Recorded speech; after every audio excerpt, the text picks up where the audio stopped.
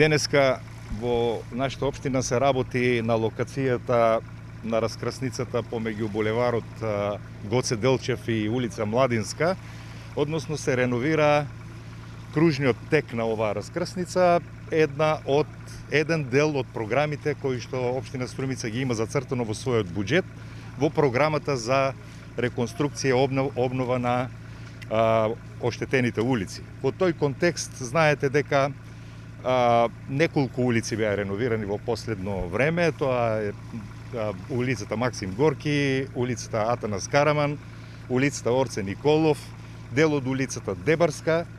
Еве овој кружен тек и во наредната недела предстојува асфалтирање на еден сегмент на улицата на влезот во населеното место Сачево. Тие се улици кои што беа предвидени во програмите, буџетски програми, а правени согласно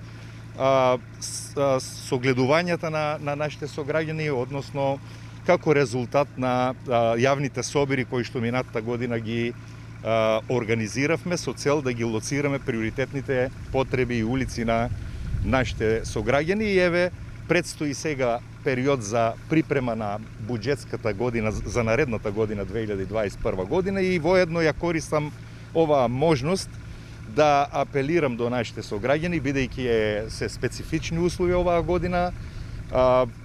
Овие јавни собири оваа година планираме да ги направиме, но во една подруга форма, односно ќе ги собираме предлозите преку местните заедници и председателите на местните заедници, така ќе ги сублимираме и ќе ги вклопуваме во буџетот за наредната година.